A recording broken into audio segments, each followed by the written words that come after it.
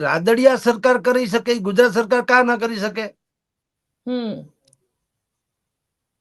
અત્યારે જેટલી જિલ્લા બેંકો છે મોટા ભાગની ભારતીય જનતા પાર્ટી હસ્તકની છે.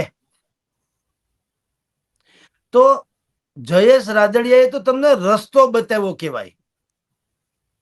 સારું થયું મળવાને તમને શબ્દો મળ્યા, ચરણે આવું તો વર્ષોના વર્ષો લાગે, અને સારું થયું તમે સમજો છો શાનમાં, કહેવા બેસું તો વર્ષોના વર્ષો લાગે.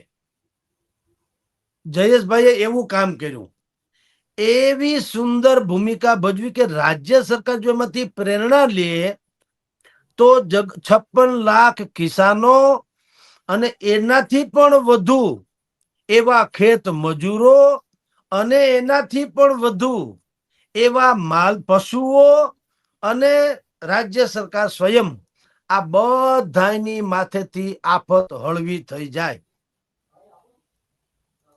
જયેશ રાદડિયાએ શું કર્યું? 1 વર્ષ માટે 0% વ્યાજ એટલે કે વ્યાજ વગરની લોનની જાહેરાત કરી.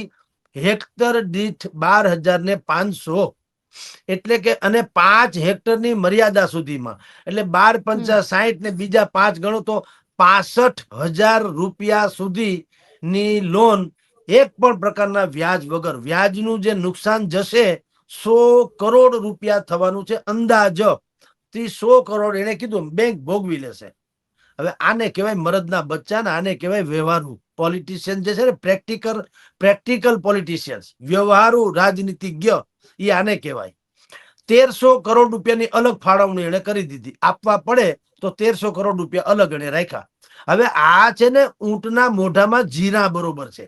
આ રકમ જે છે 1300 કરોડ રાજકોટ ડિસ્ટ્રિક્ટ બેંક માટે પણ કઈ પહાડ જેવડી નથી. ઊંટના મોઢામાં જીરું હોય તો કઈ ખબર પડે એના જેવી છે. પણ સવાલ દાનતનો છે.